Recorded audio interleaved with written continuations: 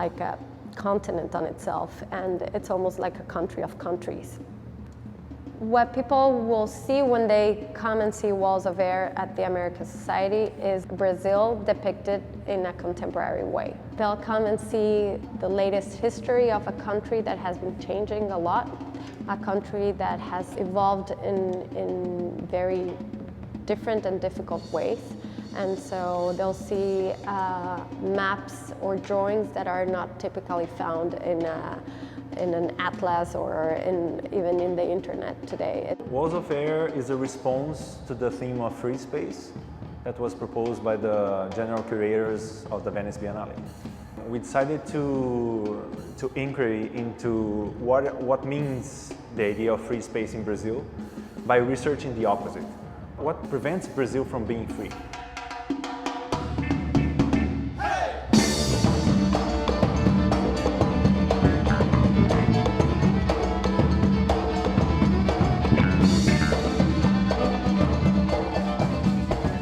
Where we try to address 10 different topics.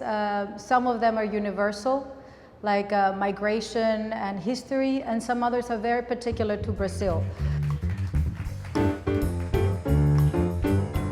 Each of these 10 cartographic maps depict these different topics or themes, and we try to show the existing visible and invisible walls that actually have divided and constructed Brazilian society and the environment. They are just in really big data information, and here we are trying to communicate this in a different form by drawings, by cartography, so you can feel the territory, the process of urbanization in a different way.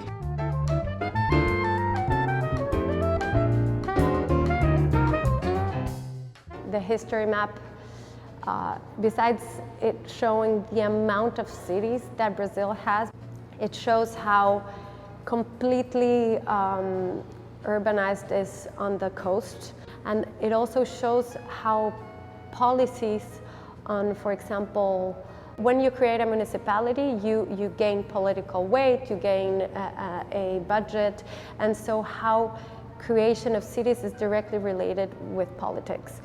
The map is a very general idea, right? But when you actually start putting it down into an actual design with data, that's where the real challenge comes. So we designed a scientific committee for this purpose. We knew we had to create a bigger team. And one example is exactly when we wanted to talk about the Picho, which is this black ink guerrilla graffiti movement in São Paulo. One of the people we interviewed was a judge, and the other one was one of the most important pichadores, which are these people that do the graffiti, right? And all these topics are actually very relevant in the entire continent, I would say. So it's important that we understand how these processes actually shape the urban environment and how actually society can affect directly how cities are shaped and how countries are formed, right? So I think architecture becomes here a tool to be able to to work across many scales. Sometimes we narrow down to the building, sometimes we go to the territory at large, like Brazil, and sometimes we talk about phenomena that concerns the whole Latin America.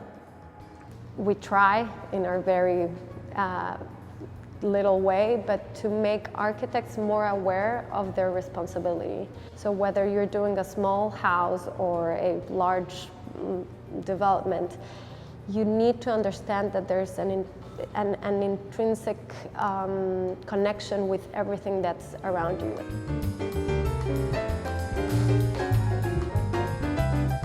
This is the opportunity because the researchers, normally they stay in the universities, they stay with the people. So to bring this together, to draw this, to put in the book, to share this kind of knowledge, I think this is the turning point, the turning key of this project. We believe this is perhaps the perfect place to actually show this research project because it's I mean, the American Society and the Council of the Americas has been doing a great job in broadening this dialogue between the Latin American countries, right? And their commitment of